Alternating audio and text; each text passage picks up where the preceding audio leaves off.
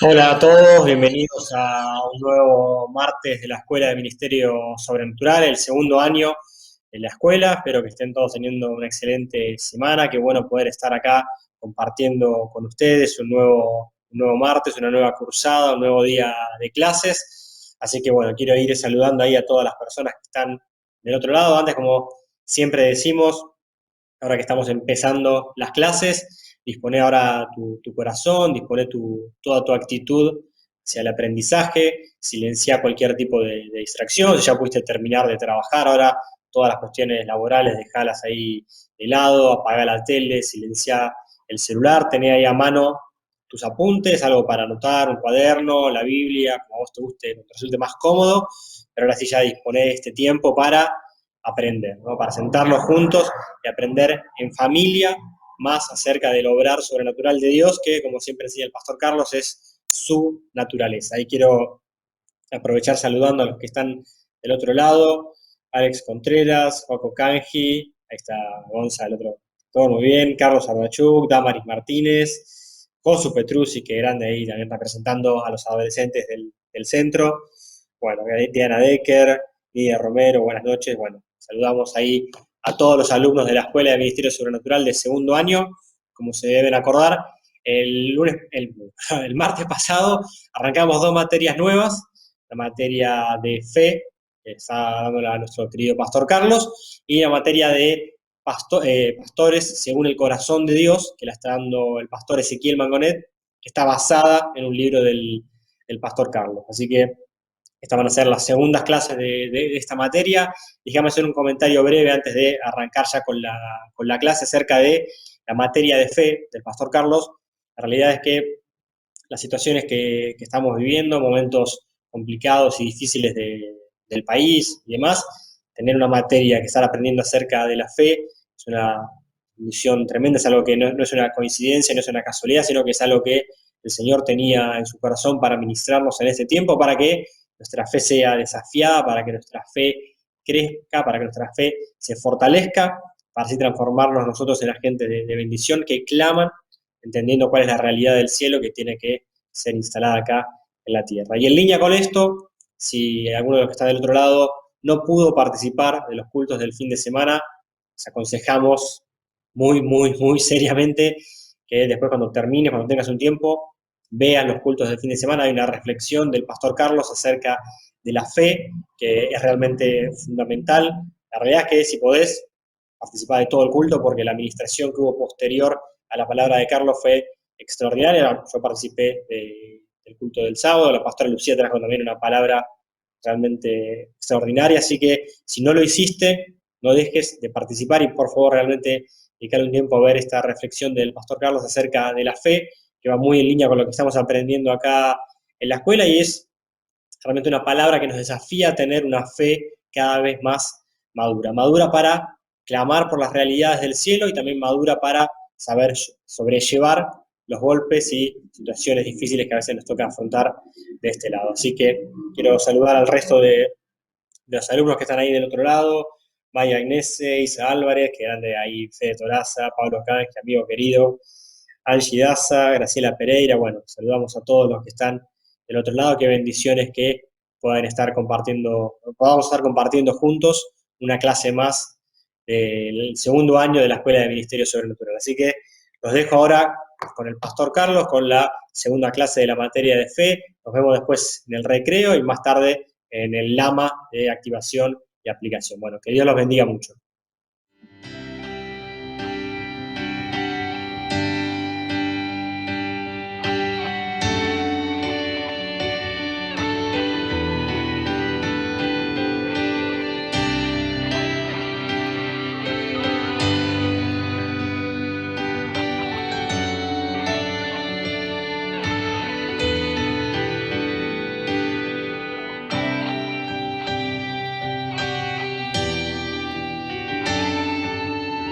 Hola, hola, bienvenido a la clase número 2 de esta materia que se llama fe.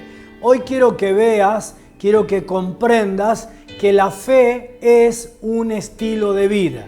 Mirá cómo dice Hebreos capítulo 11, versículos 5 y 6.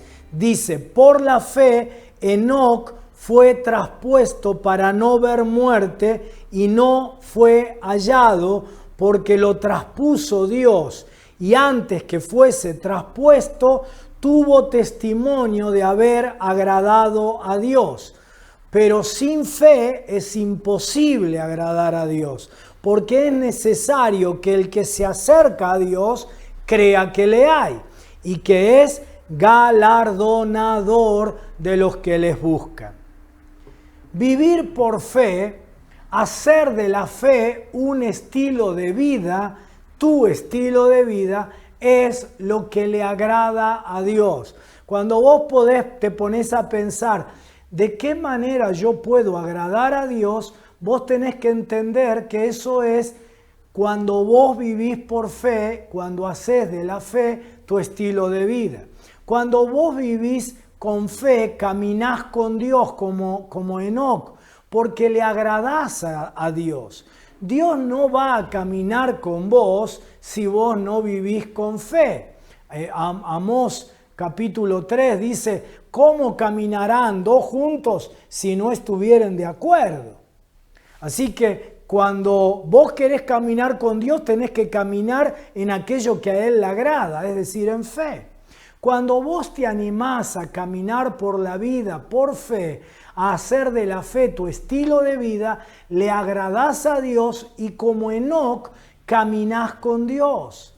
El resultado es que hay recompensa. ¿Por qué? Porque dice que Dios es galardonador, premiador de los que le buscan con fe. Todos nosotros, ¿verdad?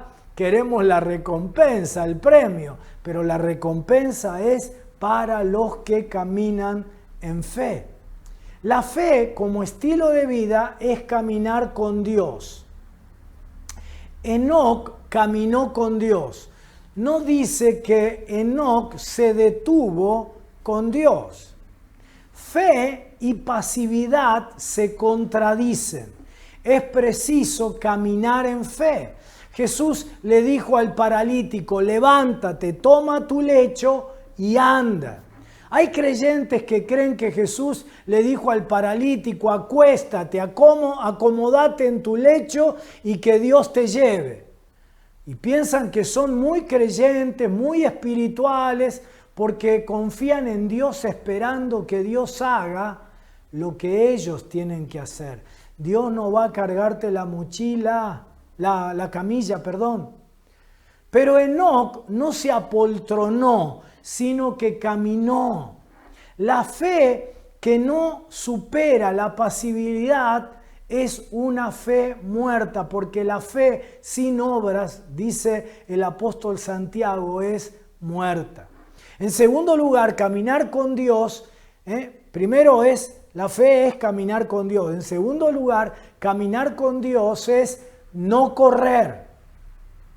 Cuando vos te determinaste a vencer la pasividad y te lanzás en fe a hacer aquello que Dios te ha mostrado, te ha desafiado, viene aquí el segundo peligro. El primero es la pasividad, el segundo es que cuando el diablo ya no te puede detener, ¿sabés lo que hace? Te apura. Por eso Isaías 28:16 dice, el que creyere no se apresure. El que tiene fe no se apresure. Y esa cita de Isaías 28:16 aparece 3 veces en el Nuevo Testamento. Y se repite palabra por palabra exactamente igual, excepto una sola palabra que cambia. En lugar de decir como en Isaías, el que creyere no se apresure, dice, el que creyere no será avergonzado. ¿Sabes qué significa? Que el diablo te quiere apurar para avergonzarte. Porque un parto a los 9 meses es un alumbramiento, es el nacimiento. Pero un parto a los 4 meses es un aborto. Cuando Dios te da visión sobre algo en tu vida, camina en fe, saliéndote de la pasividad, del estancamiento, pero no corras delante de Dios. Caminá con Dios. ¿Qué quiere decir caminar con Dios? Tener una comunión diaria con Dios, consultándolo a Él ante cada paso que tengas que dar, no con duda, no con miedo, sino, Señor, yo quiero ser guiado por vos. Tercero, caminar con Dios, vivir la fe como estilo de vida, no es saltar, es caminar con Dios. No vivas a los altos. La vida cristiana a los altos es esa vida que viven algunos de a momentos, de experiencias, de campamento en campamento, de culto especial en culto especial. Dice que Enoc caminó con Dios 365 años. Como te podés imaginar, esa cifra está ahí en la Biblia. Los 365 representan todos los días del año. Y los años que caminó Enoc con Dios representan todos los años de tu vida. Es decir, una fe de 365 días al año, todos los años de tu vida. Pero una fe de caminar los 365 días de cada año es una fe de dar pasos cada día.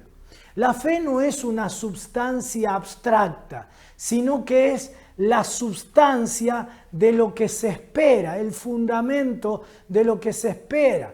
Es decir, que cuando vos y yo caminamos por fe, caminamos hacia cosas que esperamos, caminamos hacia metas. No es caminar por caminar, caminamos hacia objetivos, hacia logros que esperamos. La vida no tiene crecimiento, ni alegría, ni pasión cuando no hay metas. Pero cuando vos tenés claro el propósito de Dios para tu vida, cuando tenés clara la finalidad de Dios para tu vida, que es extender su reino en esta tierra, y tenés claro los objetivos que vos perseguís para concretar tanto el propósito como tu finalidad, entonces vas a establecer un plan de 365 pasos, cada día caminando con Dios.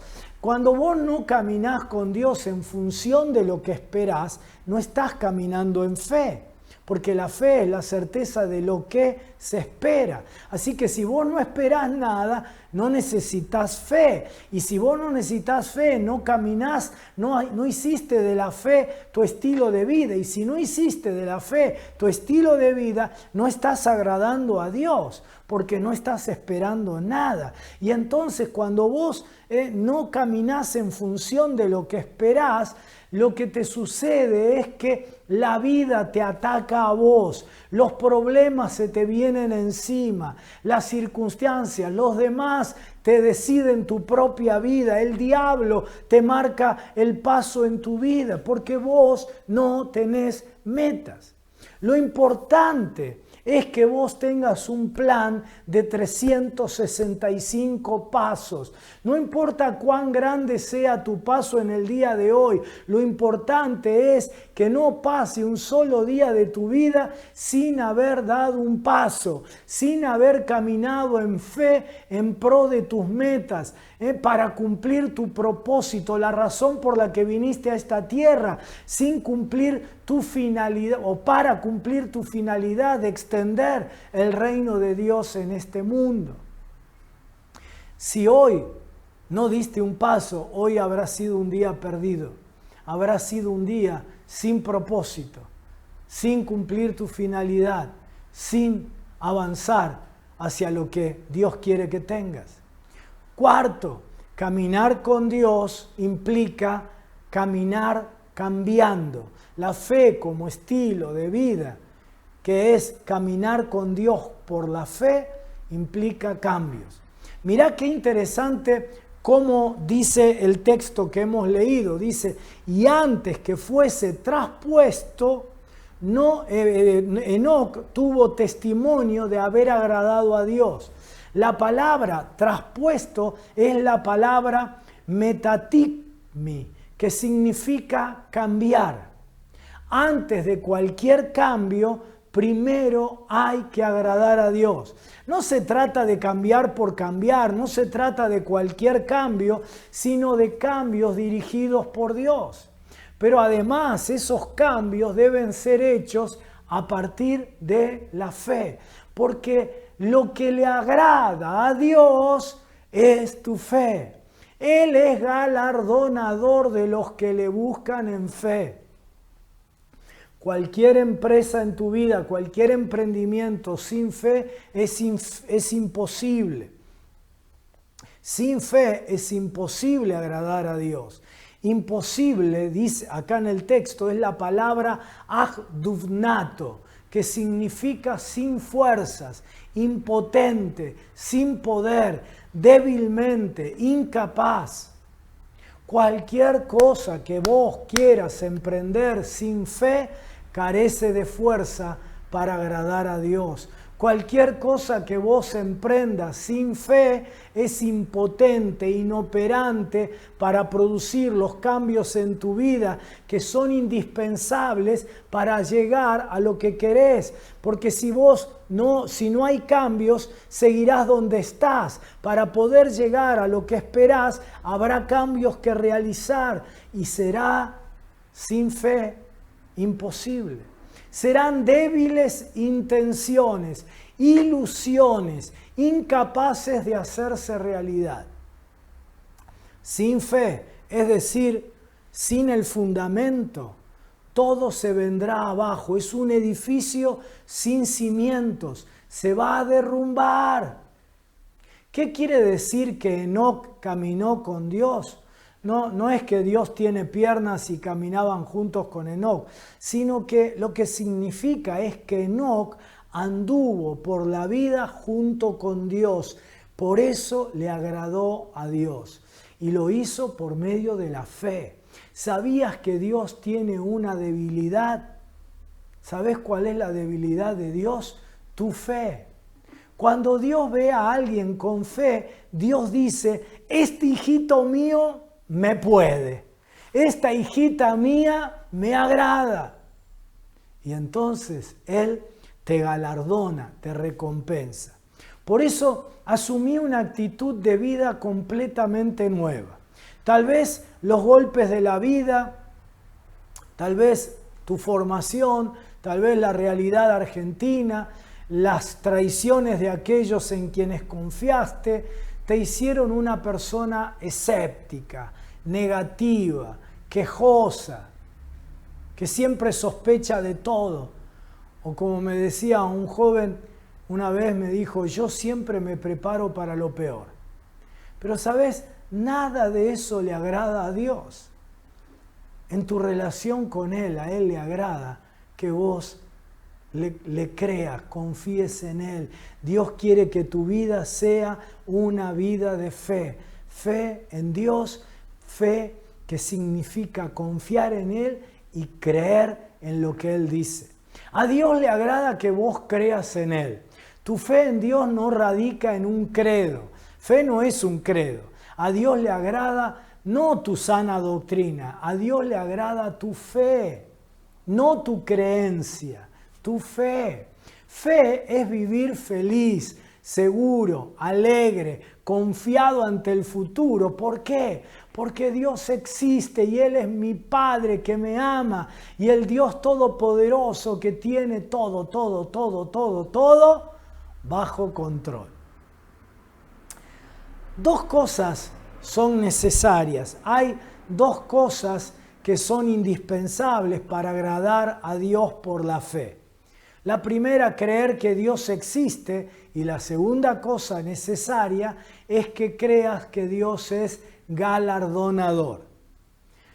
No sé cómo habrá sido con vos, pero quizá, tal vez, te vendieron una imagen de un Dios represor, castigador, que tiene a sus hijos, a sus hijas reprimidos, pero la fe que Dios quiere que desarrolles y que es necesaria para que le agrades es la fe en que Dios es recompensador, es un premiador. Tal vez tenés una imagen de un Dios amarrete, mezquino, al que hay que darle vuelta y vuelta y vuelta a ver si lo convencemos para que nos dé. Pero ese no es el Dios y Padre de nuestro Señor Jesucristo. Dios es un Padre que está listo para bendecirte. Se deleita en bendecirte, está listo para sanarte. Su voluntad es sanarte. Cada vez que lo ves a Jesús, dice la Biblia que a Dios nadie lo vio jamás, pero que el Hijo, Jesucristo, vino a mostrarnos cómo es Dios Padre. Cada vez que lo ves actuar a Jesús, sana a todos los enfermos, libera a todos los oprimidos. Por lo tanto, así es Dios Padre. Dios Padre quiere sanarte. Dios Padre está listo para prosperarte. No para que vivas una vida miserable. Jesús se hizo pobre para que vos y yo seamos enriquecidos. Él quiere darte, Él es dador. De tal manera amó Dios al mundo que dio. Cuando vos sos capaz de creer esto, que Dios es un Dios galardonador, recompensador, un Dios dador, cuando vos sos capaz de creer en un Dios que está a tu favor y no en tu contra, en un Dios que se deleita en bendecir tu vida, en un Dios, en un Padre cuya voluntad es bendecirte, que resplandece su rostro sobre vos y que su voluntad no es la de estar con un garrote listo para castigarte. Cuando vos podés llegar a entender y a creer que tenés un papá que está listo para prosperarte y no que vivas en limitación, para hacerte progresar y no estancarte, entonces vas a creer, vas a tener fe para dejarte trasladar por Dios, para dejarte cambiar por Él, para dejarte traspasar a un nuevo nivel. Viste, Enoc fue traspuesto porque creyó. Traspuesto significa cambio, llevado a otro nivel. Mira cómo lo dice Hebreos en este capítulo maravilloso que estamos analizando, el capítulo 11, el capítulo de la fe.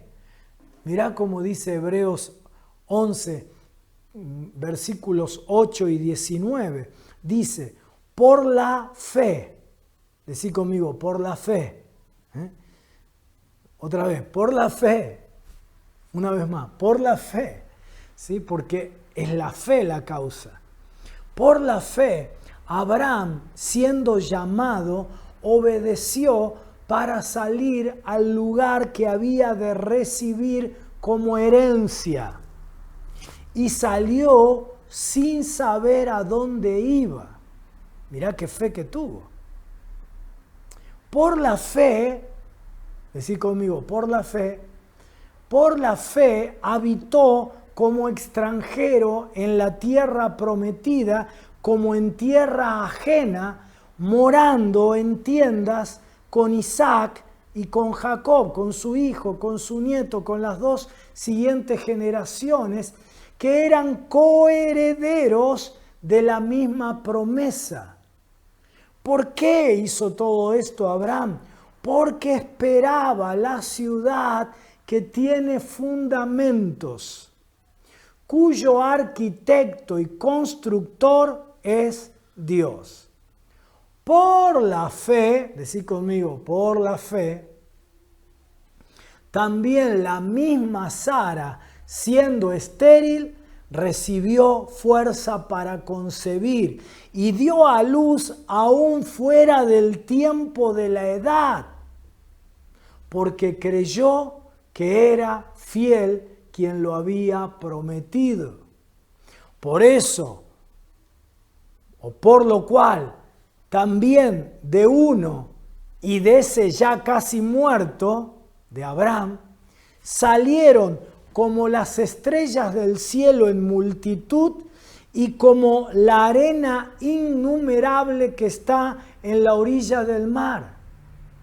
Conforme a la fe, murieron todos estos sin haber recibido lo prometido, sino mirándolo de lejos y creyéndolo y saludándolo y confesando que eran extranjeros y peregrinos sobre la tierra. Porque los que esto dicen claramente dan a entender que buscan una patria.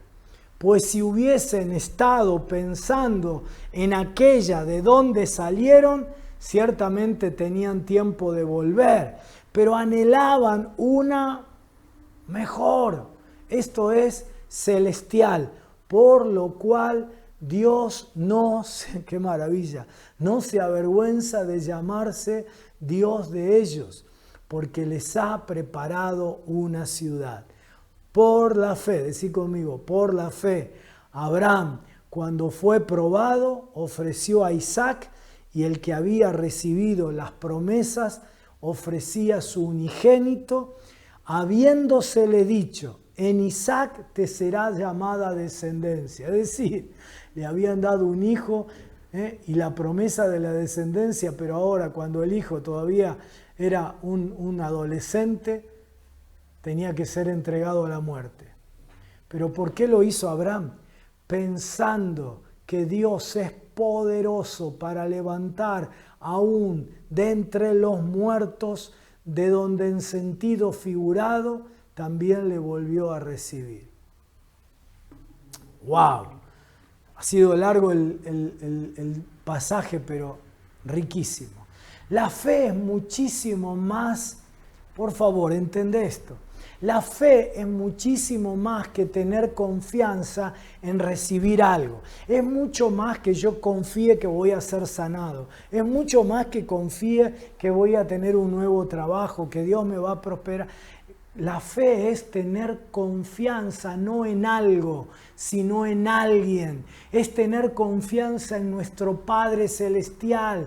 Tener fe en Dios significa que la maravillosa verdad de que tenemos en Él a nuestro Padre que nos ama con amor incondicional es el fundamento de nuestras vidas. De manera que confiamos en Él para todo y antes que en cualquier otra opción que tengamos en el mundo natural. Espera un segundito ahí, porque quiero volver a esta última frase. Pero antes déjame decirte que tener fe es mucho más que confiar en algo, es confiar en alguien. Porque viste, los que confían en algo, cuando por alguna razón ese algo se demora o cuando por alguna razón ellos creen que eso no se va a cumplir, lo que sucede es que ellos dejan de confiar, dejan de creer. Pero el que confía en el Padre, sabe que, aunque yo hoy no lo vea, lo que esperaba, lo que deseaba, mi Padre tiene lo mejor para mí. Tener fe es confiar en un Padre que nos ama con amor incondicional y este debe ser el fundamento de nuestras vidas, de manera que confiamos en Él para todo. Y antes, aquí quiero llamar tu atención, confiamos en Él para todo y antes que en cualquier otra opción que tengamos en el mundo natural. Antes. Esto significa que frente a cualquier situación de vida que se nos presente, lo primero que hacemos es buscarlo a Él y no a un amigo, no a una respuesta humana, no a un médico. ¿Por qué es esto? Porque en medio de un problema siempre acudimos a la persona en quien más confiamos. Así hace un chiquito, ¿verdad? Una chiquita. Cuando tiene un problema, cuando se golpea, cuando le va mal en algo, ¿qué es lo que hace? La primera persona que recurre es a mamá o a papá. Siempre en la vida, cada vez que tenemos un problema, recurrimos a la persona en quien más confiamos. Y cuando recurrimos a alguien o a algo antes que a Dios estamos diciendo ese alguien o ese algo. En ese alguien o en ese algo yo confío más que en Dios. Confío más en la medicina que en que Dios me pueda sanar. Confío más en el amigo que me va a recomendar para tener un nuevo trabajo que en Dios que me lo va a dar. Confío más en mi inteligencia para mi estudio que en Dios que me va a guiar en todos mis estudios, en toda mi carrera. Pero si vos y yo decidimos vivir por fe, buscar a Dios será nuestra primera actitud ante una situación adversa. Eso es lo que hace, como te decía, cualquier niño. Cuando un niño se golpea, no entiende. Cuando no entiende algo que está tratando de aprender en el colegio, cuando se pelea con un amiguito, lo primero que hace es buscar a mamá o a papá. ¿Por qué? Porque su mamá o su papá es la persona en quien más confía. ¿Quién es la persona en quien más vos confiás? Debemos ser como niños delante del Señor, dijo Jesús, completamente dependientes de su poder, de su gracia, de su misericordia. Cuando nosotros confiamos en Él, eso es lo que a Dios más le agrada, lo que a papá más le gusta. Por eso nunca tengas temor de pedirle. ¿Sabes por qué? Porque papá se goza en que vayamos a buscarlo a Él primero.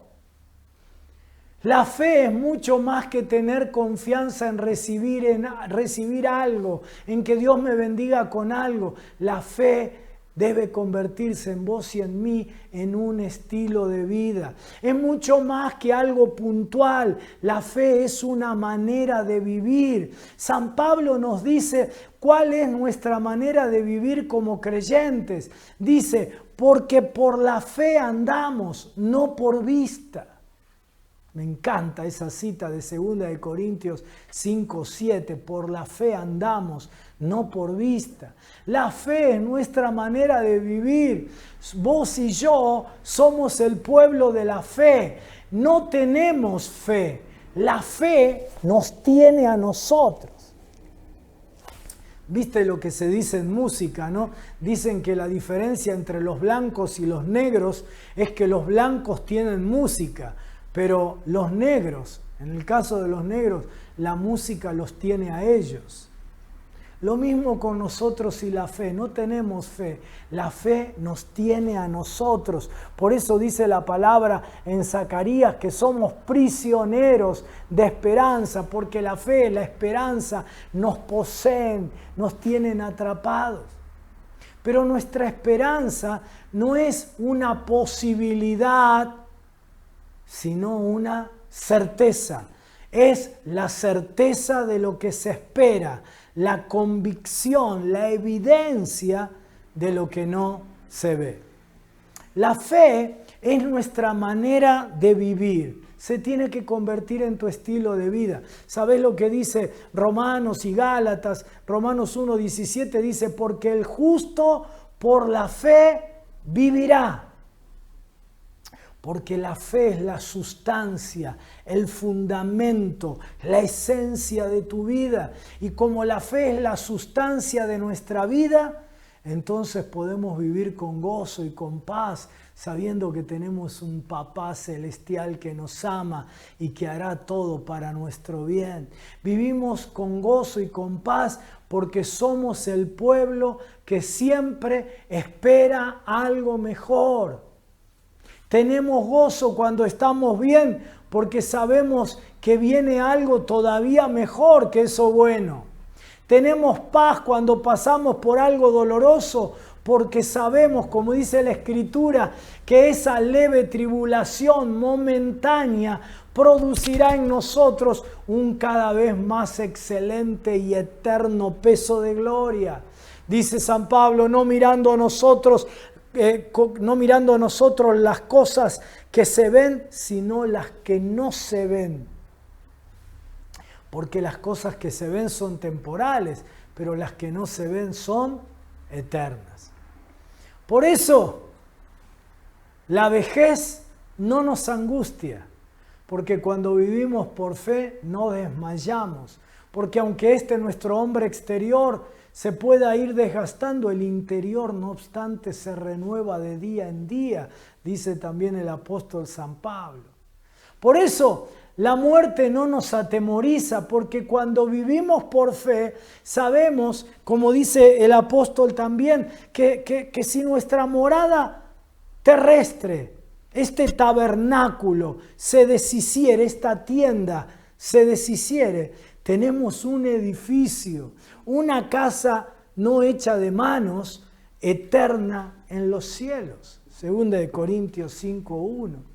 Por eso nada ni nadie nos puede robar el gozo de la salvación. ¿Por qué? Porque como dice también San Pablo en Filipenses 1:21, para nosotros, ¿qué? Para nosotros el vivir es Cristo y aún el morir es ganancia.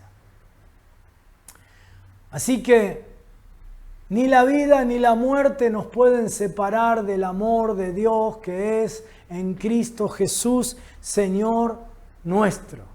Así que vivimos confiados y vivimos confiados siempre. Porque por fe andamos, no por lo que vemos, no por vista. Somos el pueblo de la fe. ¿Por qué? Porque hemos hecho de la confianza en nuestro Padre Celestial nuestro estilo de vida. Nuestra fe no es confiar en recibir un milagro. Nuestra fe no es confiar en tener una provisión. Nuestra fe es que tenemos un Padre Celestial que nos ama. A partir de ese fundamento construimos toda nuestra vida y nuestra vida adquiere el estilo de la fe, el estilo de vida de la fe, y entonces claro que creemos en los milagros y claro que esperamos la provisión de Dios y la sanidad de Dios y los prodigios y las maravillas y las señales. Porque la fe se convirtió en nuestro estilo de vida. Porque la fe ha hecho que el Padre nos convirtiera en herederos. Y ya no somos más mendigos. Viste que dice que Abraham creyó en la herencia. La fe del mendigo consiste, ¿sabes en qué? Pensarlo así, imagínatelo, un mendigo ahí sentado en la vereda esperando que eventualmente alguien que pase por la calle le dé algo. Esa es la característica de un mendigo. Pero la fe de los herederos es la certeza de que ya somos dueños de todo, porque todo ya nos ha sido dado. Y como es certeza, es una convicción y entonces se convierte en un estilo de vida. Por esta razón es que cuando Dios nos promete algo, cuando nos da una visión, nosotros la creemos. En algunos casos esa promesa puede tardar años en cumplirse. La visión puede tardar años en concretarse, el sueño años en realizarse. Pero la fe que nos posee a nosotros, que nos ha hecho prisioneros, hace que al igual que Abraham, nos mudemos a la tierra prometida. En nuestro espíritu, en nuestra mente, ya estamos en la tierra de la visión, ya poseemos el territorio del sueño, ya estamos en la tierra de la promesa. Así hizo Abraham. Quiero que entiendas bien que ni él, ni su hijo, ni su nieto, que dice el texto que eran coherederos de la promesa, la verían realizada en sus tiempos. Sin embargo, dice que Abraham se mudó a esa tierra y vivió como extranjero y como en tierra ajena. Era su tierra. Era la tierra prometida por Dios. Era heredero, pero tuvo que vivir como extranjero y como en tierra ajena.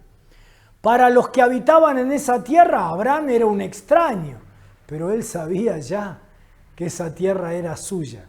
Porque sabía que quién se la había prometido. Muchos te van a ver a vos soñando, pensando, planeando, trabajando para el cumplimiento de esa promesa que recibiste, de ese sueño que Dios puso en tu corazón, y van a decir: este tipo es extraño. Lo que ellos no saben es que vos ya te mudaste a la tierra de la visión y crees, tenés la certeza de lo que esperás, la certeza de que esa tierra es tuya. Vos estás sola en este momento, pero Dios te ha prometido que te daría un varón.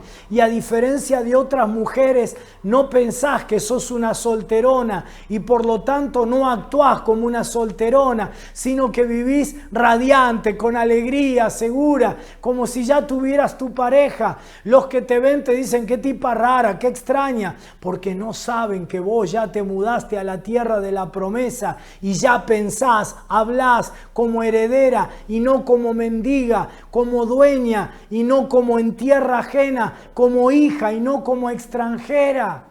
A los que piensan y hablan y actúan como solteronas, como solterones, todos le huyen, todos les escapan. Ningún hombre quiere estar con una solterona, ninguna mujer quiere estar con un solterón. Pero esa es una tierra ajena para vos, hermano, para vos, hermana, porque vos ya te mudaste a la tierra que en fe recibiste.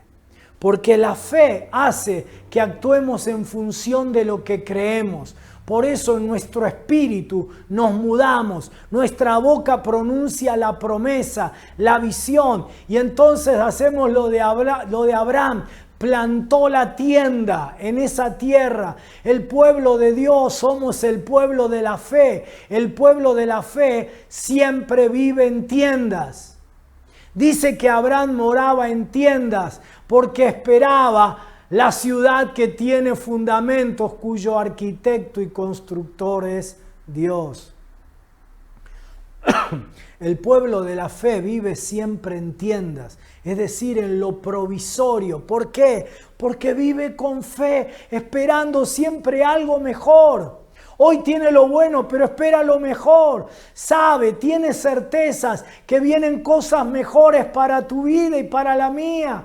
Por eso no nos instalamos en la situación presente, sino que siempre estamos con expectativas alegres, esperando más. Y cuando lo que esperamos se concreta, es solo otra tienda, porque esperamos todavía más. Y cuando todo lo que esperamos llega a ser, es solo una tienda, porque esperamos el cielo. Como a vos y a mí nos espera el cielo, y el cielo está allí arriba para poder llegar allá, tengo que ir subiendo. Por eso creemos que cada día que viene es ascenso. Nosotros no estamos en decadencia. Nosotros no nos va de lo bueno a lo malo. Nosotros vamos en ascenso. La palabra dice en Proverbios 15:24, aprendételo de memoria, dice que el camino de la vida para los entendidos es hacia arriba. Claro, para el hombre natural, para la gente sos un poco loquito, extraño. Porque la gente espera lo peor, espera la vejez con angustia, espera la muerte con temor, espera el fin de mes con ansiedad, espera volver a casa y encontrarse con lo peor. Por eso vos le parecés extraño, te levantás a la mañana y cantás una alabanza, tenés problemas pero estás con paz y mantenés el gozo. La gente que no conoce a Cristo vienen a nuestros velatorios y ven paz, cantamos canciones y piensan que estamos locos, que somos extraños. Pero aunque a los ojos de la gente parezcas extraño, dice el versículo 16 que por esperar lo mejor, Dios no se avergüenza de llamarse Dios de ellos, es decir, Dios tuyo. Por eso vivimos en tiendas, siempre esperando algo mayor, siempre esperando algo mejor, siempre viviendo con fe, expectativas positivas, contentos con la tienda de hoy, pero sabiendo que hay más y que pronto tendremos que levantar la carpa. Vamos, vieja, mudémonos a una situación mejor. Y cuando estamos allí disfrutamos, agradecemos a Dios plenamente de esa nueva tierra que nos da, pero consciente que estamos en tiendas provisoriamente, sin abrazarnos a eso, sin atornillarnos a esa realidad, porque viene aún algo mejor, sin aferrarnos a ninguna tienda, porque nos espera ¿qué? La ciudad definitiva. Por eso nosotros no solo disfrutamos cuando alcanzamos las metas y los logros, sino que disfrutamos siempre, disfrutamos del proceso, todo. Porque vivimos por fe, vivimos con la emoción de la expectativa permanente, con el entusiasmo de saber que siempre hay más de Dios. Yo me levanto cada mañana con la expectativa, ¿con qué me va a sorprender hoy Dios? Y como disfrutamos del proceso y no solo de logros, disfrutamos de la vida toda. Y cuando perseguimos algún logro, alguna meta, algún sueño, algún deseo, no nos limitamos por los obstáculos, por las dificultades. Por esta razón es que al pueblo de la fe no lo frena ni la esterilidad de Sara ni su menopausia. Al pueblo de la fe no lo limitan las imposibilidades. No lo frena que Abraham estuviera casi muerto. Sabe que viene Isaac y no solo Isaac, porque Isaac es solo una tienda provisoria. Viene más. Viene detrás de Isaac una nación, Israel. Pero Israel es solo una tienda provisoria, porque en él serían benditas todas las familias de la tierra. Pero hay más, porque la promesa es que finalmente Abraham esperaba la ciudad cuyo arquitecto y constructor es el Señor. La gente, hermana, te va a ver extraña, hermano, te va a ver extraño, te van a ver estéril, te van a ver menopáusica, te van a ver loquito, te van a ver casi muerto como Abraham, pero sos Sara, sos Abraham. Ustedes ven otra cosa, ven que de vos sale una multitud como las estrellas del cielo y como la arena innumerable que está a la orilla del mar. Porque para nosotros el pueblo de la fe las imposibilidades no nos limitan, porque la fe no es creer en la posibilidad de lo que se espera, la fe no es un cálculo de probabilidades, la fe no es creer en la posibilidad de lo que se espera, sino que la fe es creer en la fidelidad del que prometió. Dice el versículo 11 que Sara fue fortalecida para concebir y dio a luz fuera de tiempo de la edad porque creyó que Dios era fiel, que era fiel quien lo había prometido. Por eso cuando Abraham disfrutaba del cumplimiento de la promesa, cuando disfrutaba de su muchachito Isaac, y Dios lo prueba diciéndole que le sacrifique su hijo, él lo ofrece. Dice el texto que el que había recibido las promesas ofrecía a su único hijo, habiéndosele dicho, en Isaac te será llamada descendencia. Lo lógico hubiera sido pensar, lo que Dios me dio ahora me lo quita, lo que me prometió otra vez queda en la nada. Pero Abraham era medio loquito, era medio extraño, por eso es el padre de la fe, porque este loco creyó que Dios era poderoso para levantar aún de entre los muertos. Ahora, si a vos y a mí, que creemos firmemente en la resurrección de Cristo y conocemos que Él no solo resucitó, sino que resucitó a Lázaro, a la hija del jefe de la sinagoga, al hijo de la viuda de Naín, y conocemos la resurrección del hijo de la viuda de Sarepta por Elías, y la del hijo de la Sunamita por Eliseo, y la de Dorcas por Pedro. Si a vos y a mí, conociendo todo eso, aún nos cuesta creer en eso de la resurrección, imagínate a Abraham 2000 años antes de Cristo, porque todas esas experiencias que te conté ocurrieron después de Abraham. Antes de Abraham no hay registro alguno de resurrección. ¿Cómo pudo creer en la resurrección este loco? Era extraño, estaba loco, pero creía que Dios era poderoso y fiel. Por eso Dios no se avergonzó de llamarse Dios de ellos, ni se avergüenza de llamarse Dios tuyo. Ese es tu Dios, poderoso y fiel. Por eso cuando Dios te pide algo, se lo das porque sabés quién es. No esperás lo malo, no esperás lo peor, esperás lo mejor porque tenés al mejor, al Dios poderoso y fiel. Por eso vivimos por fe, por eso gozamos de la vida, por eso nuestro corazón está lleno de paz y de gratitud hacia Él, por eso nuestros ojos miran al futuro con expectativa, por eso esperamos, anhelamos la ciudad celestial. Por eso hemos hecho de la fe nuestro estilo de vida. No esperamos cosas si no esperamos en Él. Que Dios te bendiga mucho.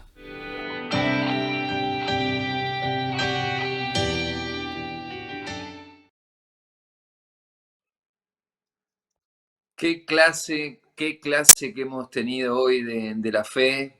Yo no sé cuánto la disfrutaron ustedes de ahí del otro lado. Lo que estoy viendo en el chat es que la han disfrutado mucho, por lo menos los que están escribiendo. Dios es bueno, qué grande que nos ha bendecido con la sabiduría de nuestro pastor y la profundidad del pastor Carlos para enseñarnos. Tremendo, realmente. No sé cuánto llegaron a tomar nota.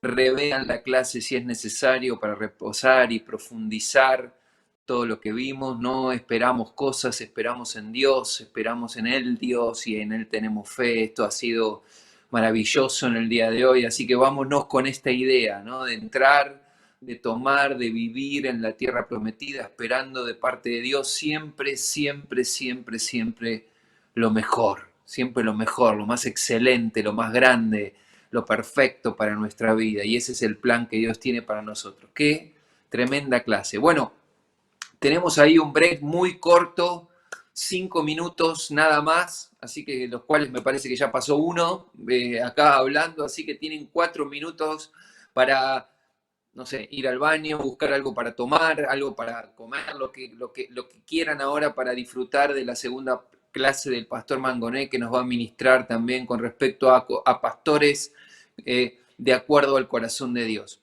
Yo pensaba durante la semana, ¿no? Cuando miraba la clase, cuando no miraba el video, pero sí leía como para hacer el bosquejo que ustedes recibieron, y pensaba qué momento oportuno para hablar de la fe, ¿no? Estamos, primero por el tiempo de nuestra nación, ¿no? En medio de nuestra nación, la importancia de que haya una iglesia que crea, que tenga fe, que crea en un Dios todopoderoso, que gobierna y es soberano por sobre todas las circunstancias. Y punto número 2, terminando en una semana de finales, o ya terminando en estas últimas 2 semanas, el ayuno que venimos haciendo corporativamente, ¿no? Qué maravilloso momento para estar hablando de la fe, para encarar todo lo que creemos que viene por delante como consecuencia de haber estado durante 40 días clamando, pidiendo, estando en la presencia de Dios, orando por milagros, orando por las personas, por la salvación de las personas, para cumplir nuestra finalidad de extender el reino. Qué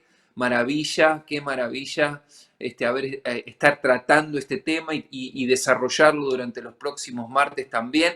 Así que aprovechá y desarrollá tu fe. Estamos trabajando ahí en el Lama después también en hacer crecer nuestra fe. Tenemos que salir, que estoy convencido que estamos saliendo primero de este ayuno en un escalón más alto, y creo que después de esta materia todavía un poquitito más tenemos que salir ahí de estableciendo nuestra fe un poquito más alta y crecer en los escalones de la fe. La Biblia nos habla de que hay medidas de fe, así que podemos desarrollarla, tiene que crecer, podemos hacerla crecer, y nosotros tenemos que tomar la decisión de que así sea. Así que, repito, aprovechen el espacio, ya nos quedan dos minutitos nada más para empezar la nueva clase, así que bueno, saludo a algunos. Mabel, ahí gracias por compartir, Marisa, Isabel, Diana, gracias Dios por esta verdad de Dios ejercitando para que crezca, así es, Diana, Noemí, Medianero, poderosa promesa y una sola palabra por la fe, gracias Señor.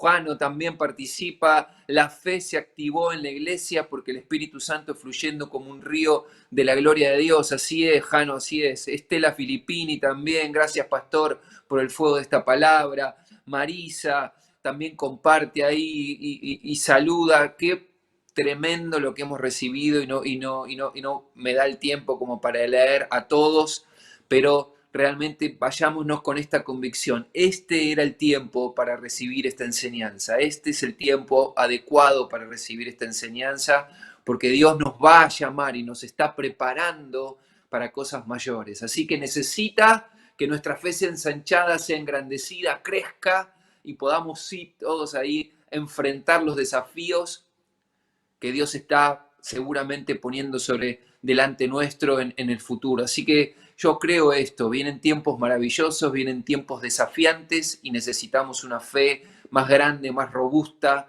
cada uno de nosotros. Así que qué mejor que haber recibido, decía esta palabra, en este tiempo. Así que los bendigo ya, acomódense, prepárense ahí, acomódense nuevamente en el sillón, en la silla, no sé dónde están puestos, en la cama, si es que están recostados también, escuchando la enseñanza, y nos preparamos para esta segunda clase que nos trae de pastores según el corazón de Dios. Piensen esto es una escuela de ministerio, ¿sí? Es una escuela de ministerio, por eso la importancia de saber y de ser pastores según el corazón de Dios, sanos, preparados, listos para ministrar, para bendecir a otras personas, desde nuestra fe y de la convicción de que Dios nos ha llamado y nos ha dado un llamado a cada uno de nosotros. Bueno, los dejo ahí con la clase del pastor Ezequiel Mangonet, los bendigo y nos vemos más tarde después de la clase en el Lama. Dios los bendiga.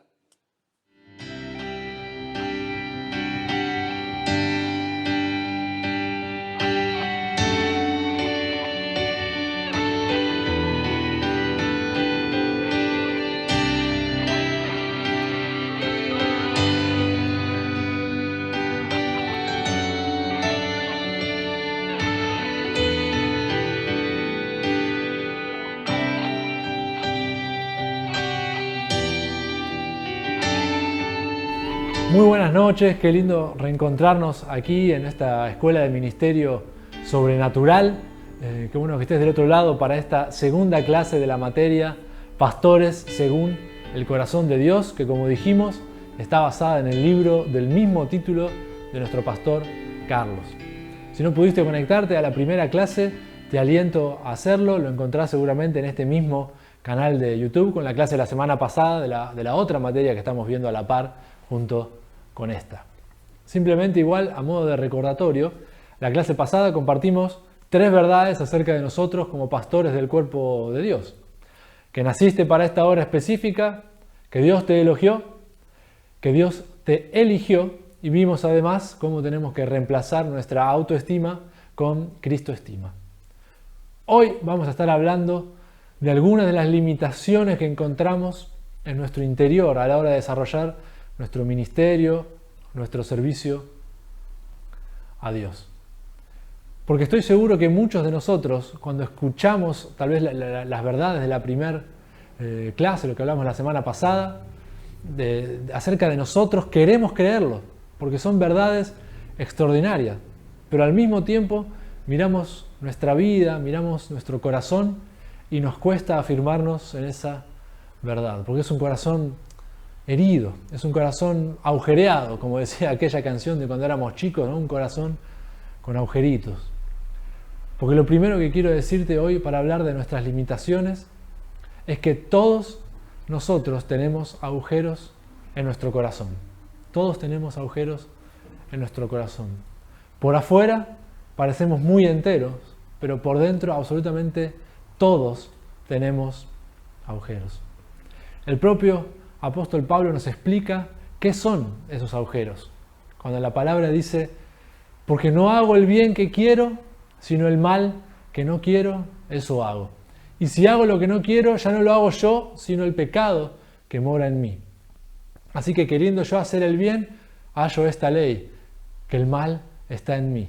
Porque según el hombre interior, me deleito en la ley de Dios, pero veo otra ley en mis miembros que se rebela contra la ley de mi mente y que me lleva cautivo a la ley del pecado que está en mis miembros. Miserable de mí, ¿quién me librará de este cuerpo de muerte?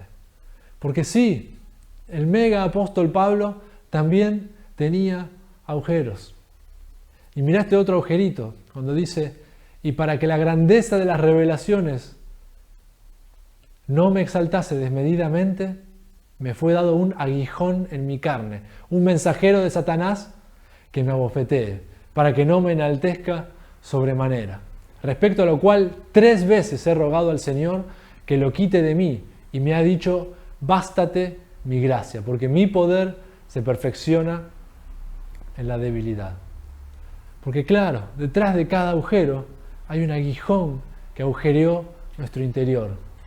Nos hirieron, nos abandonaron, nos rechazaron, tuve un defecto físico de chico, tuve un padre ausente que no me dio reconocimiento ni valoración, pasé mucha necesidad material, me divorcié, abusaron de mí, tuve esa situación traumática y me llené de miedo. Agujeros, agujeros, agujeros y más agujeros. Y cuando no reconocemos esos agujeros internos, sino que los negamos y no nos dejamos sanar por el Señor, esos agujeros se manifiestan al exterior, en conflictos interpersonales, en enfermedades, limitaciones, crisis familiares, porque una cosa es clara, nuestros agujeros interiores construyen nuestro exterior. ¿Qué hacer entonces con estos agujeros? Primeramente, reconocerlos. Que vos al escuchar esto puedas decir, sí, yo también soy una persona agujereada, necesitada de Dios y de su sanidad. Porque cada vez que querramos esconder ese agujerito, se va a manifestar exteriormente. No los niegues, porque mientras sigas negando tu temor a no dar la medida, ese agujero se hace más grande y vas clavando tu aguijón perfeccionista a los que te rodean con intolerancia, con exigencia desmedida. Mientras sigas negando tu frustración sin resolver, ese agujero se agranda y vivís agrediendo y desvalorizando a los demás. No niegues tu falta de valoración o sentimiento de inferioridad, porque ese agujero sigue intacto y vivís comparándote con los demás y compitiendo con todos. Muchos líderes con el correr del tiempo nos vamos volviendo expertos en negación, porque de algún lado entendimos o sacamos que teníamos que mostrarnos todo el tiempo fuertes, perfectos. Entonces taponamos nuestros recuerdos sin sanar, le ponemos curitas a nuestras heridas y seguimos adelante. Pero por más esfuerzo que hagamos para mostrarnos de otra manera, esos agujeros tarde o temprano se exteriorizan. En lugar de negar, aceptá la realidad de tu aguijón y de tu agujero. Bienaventurados los que lloran, porque ellos recibirán consolación, dijo Jesús. Solo cuando aceptamos nuestro dolor es que podemos recibir consolación, sanidad. Pablo, por ejemplo, pudo reconocer su agujero, lo llama debilidad. ¿Y cuál fue el resultado? Recibió la gracia y el poder sanadores de Dios. Dice, y me ha dicho, bástate mi gracia, porque mi poder se perfecciona en la debilidad. Por tanto, de buena gana me gloriaré más bien en mis debilidades, para que repose sobre mí el poder de Cristo. Cuando negamos, no solo que el agujero se agranda y agujereamos a los demás, sino que nos perdemos la gracia maravillosa de Dios que llena todos nuestros agujeros de amor. No es en tu poder, sino en tu debilidad que se perfecciona el poder de Dios. Y capaz vos escuchás esto, ya te habían dicho algo así, y vos pensás, pero yo quiero ser fuerte, no quiero ser débil. Y está muy bien, pero hay que entender que hay una ley en nuestro interior llamada pecado, que hace que vos no puedas ser fuerte en vos, ni sano por tus propios medios. Pablo decía, miserable de mí. Está buenísimo que quieras ser fuerte, pero es en las fuerzas de Dios, y que quieras sanarte, pero en la gracia de Dios. Y la gracia y ese poder de Dios se manifiestan en tu debilidad. Por eso, si querés ser fuerte, tenés que empezar a reconocer tu agujero, tus limitaciones. Por eso en el mismo pasaje Pablo dice, porque cuando soy débil, entonces, ahí sí, soy fuerte. Pero nuestra sociedad no quiere que vivas bajo la gracia de Dios ni que experimentes su poder. El sistema de este mundo, gobernado por Satanás, el príncipe de las tinieblas, quiere que te muestres fuerte para que tus agujeros sigan invictos, sin poder ser llenos de la gracia divina, y que tu aguijón siga ahí clavado a fondo, para que el poder de Dios no se exprese en tu vida. Pero con todo lo que niego y rechazo en mi interior, construyo un exterior. El temor a no dar la medida lo exteriorizamos en un aguijón perfeccionista, como dijimos recién, hacia los demás, exigiendo de forma desmedida, una intolerancia.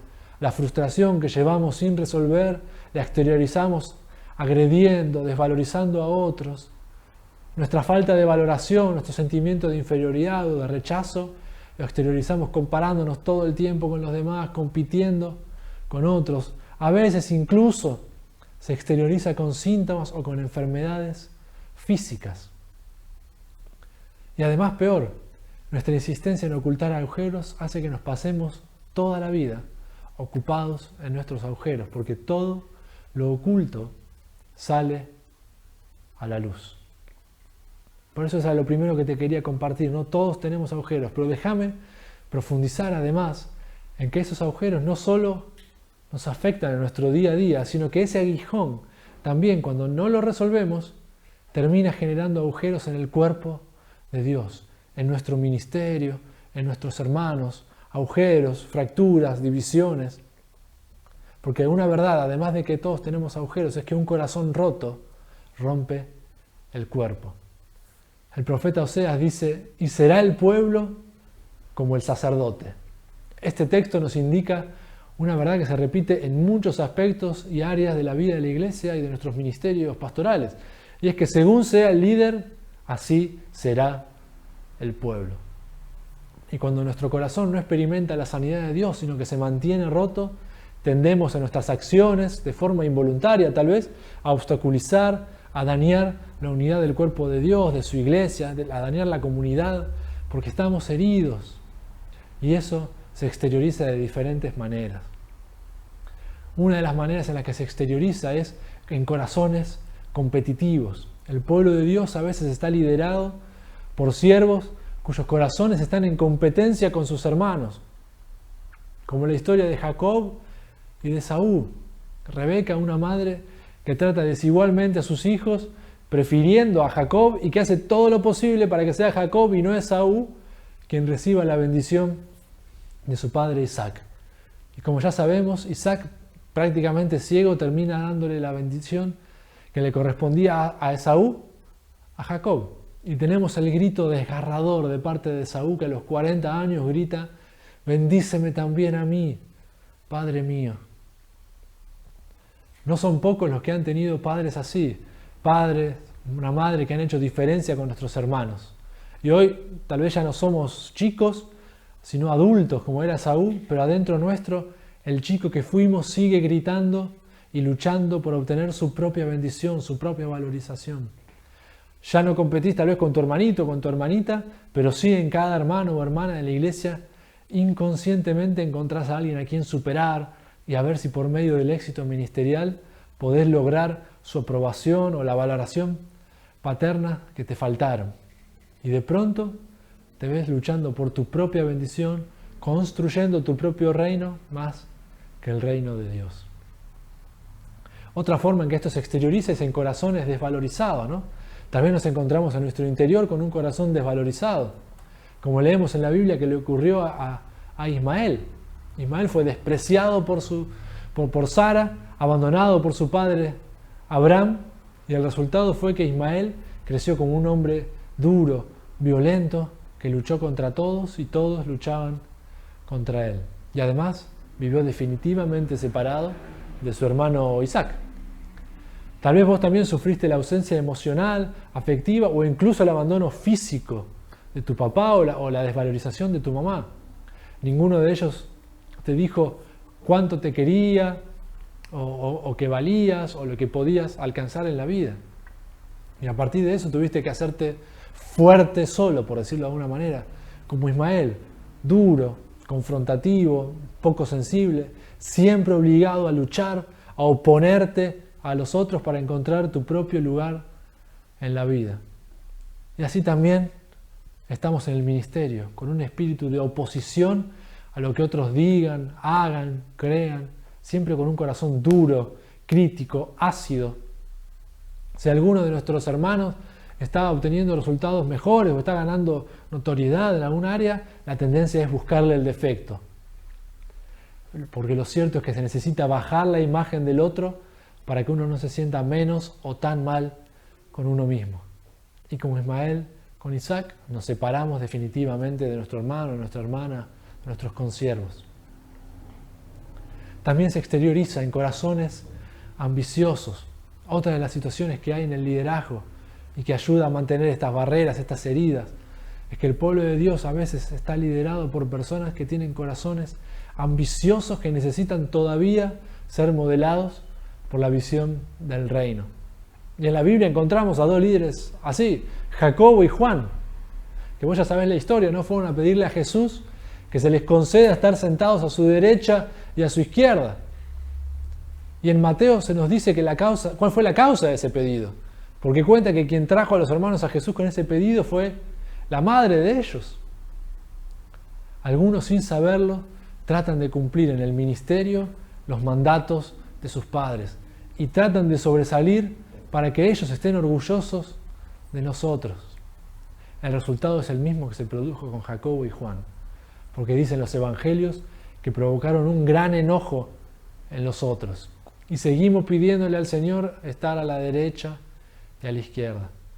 Y algunos líderes, incluso seguramente les habrá pasado, algunos han recibido alguna palabra profética acerca de su llamado, de su ministerio, de las cosas hermosas que Dios haría con ellos. Pero claro, cuando nuestro corazón no está sano, podemos cometer el error de creer que esa promesa es solo para nosotros.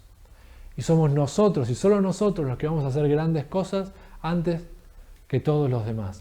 Y si recibí una palabra que tenía el don de sanidad, tengo que ser yo el principal apuntado a la hora de orar por los enfermos. Que ni se les ocurra a los pastores a llamar a otro, porque yo recibí la palabra. Corazones ambiciosos, heridos, que hieren el cuerpo de Cristo. También nos encontramos con corazones rechazados, líderes que han experimentado rechazo de sus padres y no pueden resistir ninguna imagen de autoridad, porque la rebeldía es la reacción al rechazo sufrido. Líderes que se rebelan ante su autoridad porque siguen sintiendo el rechazo que sintieron en su propio hogar. Y también encontramos corazones temerosos. El temor es uno de los principales problemas que traban nuestros ministerios. Algunas de esas experiencias de temor se remontan a nuestros primeros años de vida y han estructurado una personalidad insegura, miedosa, resistente a los cambios. Líderes que cuando los pastores proponen un cambio en su ministerio, de repente el área donde ellos estaban sirviendo cambia o se une a otra o pasa a estar pastoreada por otra persona, algún cambio así, se resiste, le agarra temor, se sienten desplazados. Cuando tememos, resistimos los cambios porque nos sentimos amenazados. Es otra muestra de cómo un corazón roto puede romper el cuerpo. Y aquí quiero introducir el segundo gran elemento que daña nuestro corazón y limita nuestro ministerio, además de estos agujeros que estuvimos viendo, que es el elemento de la culpa. Porque como vimos recién, hay mucha gente en el ministerio que es un hijo, una hija de Dios, que fue salvado por la sangre de Cristo, que fue llamado por Dios al ministerio y que recibió dones y una unción preciosa del Espíritu Santo, pero que tienen su corazón sin sanar. Pero lo que agrava esa situación es que en esos agujeros del corazón, además de no experimentar sanidad, muchos experimentan lo contrario, un dedo en la llaga, un ardor que no viene de la cicatrización, que justamente son estos sentimientos de culpa, de acusación, que los hace sentir indignos de liderar, de ministrar, de servir. El doctor Maurice Wagner dice que la autoestima es como un trípode. Y las 3 patas de la autoestima son sentido de aceptación, dignidad e idoneidad. Y son muchas las personas a las que les falta esta segunda pata, que es el sentido de dignidad. Son muchos los que caminan por la vida con fuertes sentimientos de culpa, con vergüenza, enfermos crónicos de una acusación, víctimas de la condena de los demás y de la propia. Y obviamente cuando uno se siente sucio, indigno, no puede tener una correcta autoestima. Esa pata de la dignidad está obviamente influenciada fuertemente por nuestros padres, como ya habíamos visto, que si nos sometieron a un fuerte perfeccionismo, socavaron ese sentimiento de dignidad desde temprano en nuestra vida. La escuela a veces también es un factor importante, muchas veces, con su forma de evaluar y a veces incita a la comparación entre estudiantes o los pone en roles negativos. Y seamos sinceros, la iglesia a veces no fue parte de la solución con algún legalismo despiadado. Y así andamos muchos, ¿no?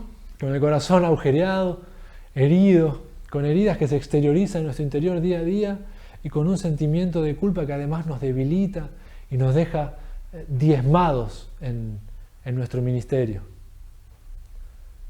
Por eso, en esta noche te animo a sanar tu corazón con la única fuente verdadera de estructuración sana de la personalidad, que es Dios. Tu verdadera identidad es la que en Efesios 1, del 3 al 14, se afirma que tenés en Cristo Jesús, como vimos la clase pasada. Y allí quiero que ahora veamos primero el antídoto para este sentimiento de culpa que dijimos recién, ya que se nos dice ahí en la palabra que fuimos escogidos en Cristo para que fuésemos santos y sin manchas delante de Él. Dice que en Cristo fuimos escogidos, como vimos en la clase pasada, ¿no? ¿Para qué? Para ser santos y sin mancha. La palabra santo significa apartado, consagrado. Es decir, que en el plan de Dios fuiste pensado como alguien tan especial que Dios decidió apartarte, separarte para consagrarte para Él. Esto es muy fuerte, porque te consagró para Él. Es decir, para un Dios que es 3 veces santo y sin mancha. Por eso Él quiere reprogramarte para que sepas que no sos la oveja negra, que no sos el malo de la película, como tal vez te dijeron en tu casa, en la escuela. No tenés que seguir satisfaciendo inconscientemente las expectativas negativas que los demás pusieron en vos, ni seguir dudando de tu dignidad debido a nunca haber recibido aprobación. Dios te escogió para que seas santo y sin mancha. Primero, santo. Ese es tu estatus. Y cuando entendés que en Cristo sos santo, entonces podés vivir sin mancha. Los sistemas religiosos legalistas nos demandan que vivamos sin mancha, pero lo hacen desde el juicio, desde la exigencia, pero sin el poder. Y el poder radica en lo que Cristo hizo, no en nosotros.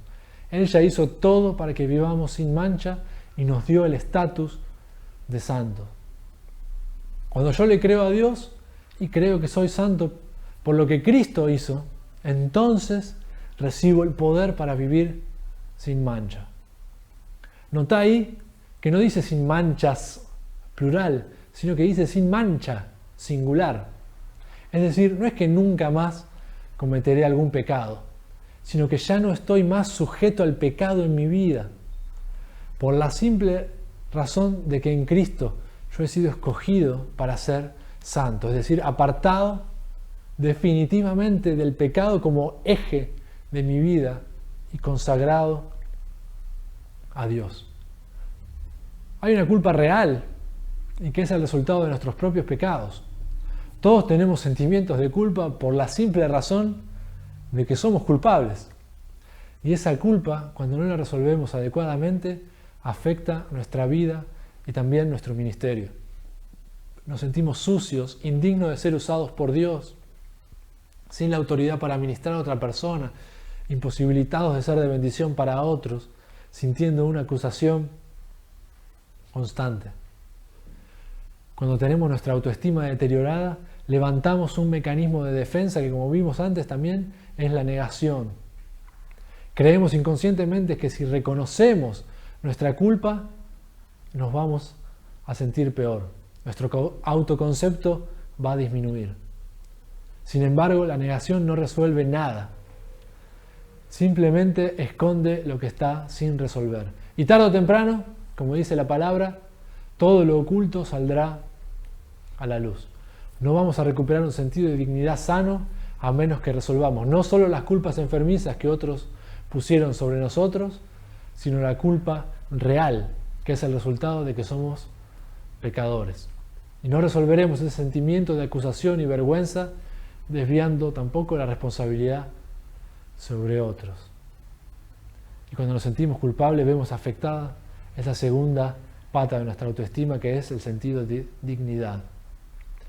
Por lo tanto, la sanidad para esto no puede evitar el reconocimiento de nuestra culpa.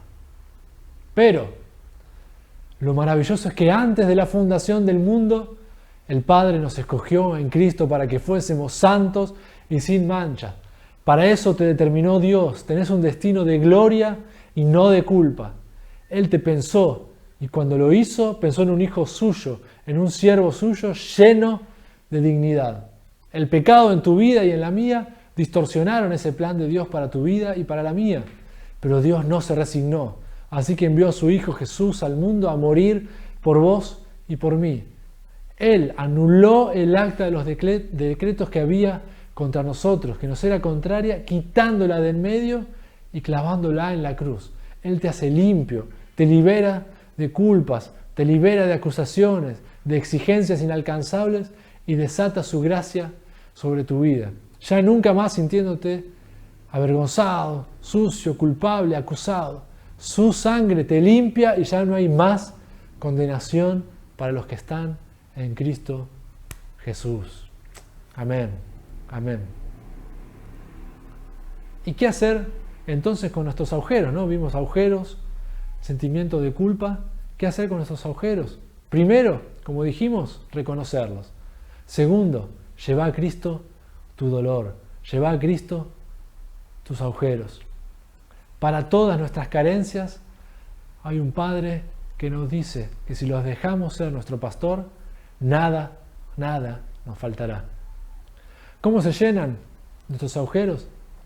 La Biblia dice que Cristo descendió a los agujeros más profundos de la existencia humana, a los infiernos más profundos, y dice que luego subió por encima de todos los cielos para llenarlo todo. Su exaltación por encima de toda obra de las tinieblas, principados y potestades, incluye las enfermedades del alma y las enfermedades físicas, es decir, todos nuestros agujeros. Y dice que subió por encima de todo para llenarlo todo. Dice, porque Cristo es aquel que todo lo llena en todo. Solo el Señor puede llenar nuestros agujeros. El Salmo 107:9 dice, porque sacia al alma menesterosa y llena de bien al alma hambrienta. Él quiere llenar los agujeros de bien. Si de verdad sos un alma hambrienta, Él no va a dejar tus agujeros sin su bien. Va a empezar un proceso en el que paso a paso irá llenando tus agujeros de su bien y descubrirás otros que no conocías, pero que Él también los llenará. Santiago nos dice, oren unos por otros para que sean sanados. ¿Cuántos buenos siervos de Dios por no abrirse a otro hermano, a otra hermana, para que ore por su vida, se pierden el maravilloso recurso dado por Dios y no terminan de ser sanos? Buscá ayuda de otro líder en la iglesia y pedile que ore por vos. El sacrificio de Cristo en la cruz es presentado en la Biblia como sustitutorio. ¿Qué quiere decir? Muy fácil, ¿no? Que Jesús tomó nuestro lugar y nos dio el suyo. Jesús se hizo nosotros para hacernos a nosotros como Él. Así dice que se hizo pecado. Él, que no tenía pecado, para que nosotros fuésemos limpios de pecado. Se hizo maldito en el madero para que nosotros ya no vivamos más en maldición. Se hizo pobre para que nosotros fuésemos enriquecidos. Y Jesús se hizo agujeros, se dejó agujerear, clavar en la cruz, se hizo llaga para que nosotros fuésemos sanados de nuestros agujeros interiores y también de nuestras enfermedades. Y déjame cerrar con una verdad poderosa de la palabra para tu vida. Fuimos viendo que todo lo que fuimos recibiendo desde chicos, desde el vientre de nuestra madre, tiene un peso específico muy fuerte en nuestra personalidad, en nuestra estima, en generar nuestros agujeros, nuestra culpa, nuestros aguijones, porque según haya sido nuestro comienzo, eso también determina mucho del resto de nuestro camino, ¿no? Entonces, déjame hacerte una pregunta. ¿Qué si nuestro comienzo no fuera nuestro verdadero comienzo? ¿Qué si nuestro principio no fuera realmente nuestro origen? ¿Qué si nuestro inicio realmente no fuera inicial? O que si el día de nuestro nacimiento fuera la fecha de nuestro cumpleaños encarnacional, digamos, pero no nuestro verdadero origen. En resumidas cuentas, si pudiéramos cambiar hoy nuestro comienzo, ¿podríamos cambiar lo que nos resta del camino? Absolutamente. Si podés descubrir tu verdadero origen, tu identidad será completamente diferente y por lo tanto tu futuro absolutamente distinto. Además de la sanidad de llevar tus agujeros a Cristo y recibir el poder para vivir sin mancha, entender nuestro origen real tiene el potencial de afectar todo nuestro futuro. Mira lo que dice Pablo en la carta a los Efesios, seguramente lo estuviste leyendo. En amor, habiéndonos predestinado para ser adoptados hijos suyos por medio de Jesucristo, según el puro afecto de su voluntad. Esta corta frase es poderosísima. Nos habla de tu origen y de tres cosas vitales de tu génesis: momento, sujeto y motivación. Como ya vimos, tu origen no está en tus padres, no está en el año 78, 84, 98, 63 o 2005, sino que vos fuiste predestinado desde antes de la fundación del mundo. Así que tu inicio se remonta millones de años antes de tu nacimiento, antes de todo lo creado. Y si es cierto que nuestros orígenes determinan mucho de nuestro destino, tu futuro cambia cuando crees esta verdad de la palabra. El segundo elemento es el sujeto de esta oración, que como ves, de vuelta, no son tus padres, no son los míos. El sujeto de la oración es Dios Padre, quien te predestinó. Te hicieron un examen de ADN y resulta que sos hijo de un padre que no son tus padres. Por lo cual, lo que recibiste de parte de ellos o lo que no recibiste de parte de ellos, ahora pierde fuerza. Lo que pensaron, lo que te dijeron, lo que te hicieron, etc. Porque ellos no son tu origen, no son tus creadores. Lo que importa ahora es lo que tu verdadero Padre sí pensó, deseó, dijo e hizo para tu vida. Y acá, entonces, adquiere importancia el tercer elemento de esta frase. En amor, dice, en amor. No sos el resultado de un descuido, ni de un accidente, ni de una equivocación, ni de una casualidad, ni de un destino impersonal, sino que sos la manifestación maravillosa del amor de Dios, que luego en Cristo te adoptó como su hijo. No sos el resultado de un descuido, sino de un plan minuciosamente diseñado y escrupulosamente llevado a cabo por tu Padre Celestial. No sos el producto de un accidente, sino de una predestinación. Por lo tanto, te espera una vida llena de su amor. No sos el sobreviviente de un intento de aborto fallido, sino la expresión del intento exitoso de tu Padre de predestinarte y elegirte para que vivas una vida plena. Por eso espero que esta noche marque el inicio de un proceso de sanidad o la continuidad de un proceso de sanidad en tu vida, que puedas libremente aceptar la realidad de que vos, como todos, tenemos agujeros que se exteriorizan en nuestra vida y ministerio, pero que Cristo no solo llena esos agujeros, sana esos agujeros, sino que también nos libra de toda culpa y afirma en nuestro corazón que nuestro origen está en Dios Padre, para que conociendo las condiciones de nuestro verdadero origen, nunca más dudemos de nuestra verdadera identidad. Hasta aquí la segunda clase que te quería compartir hoy.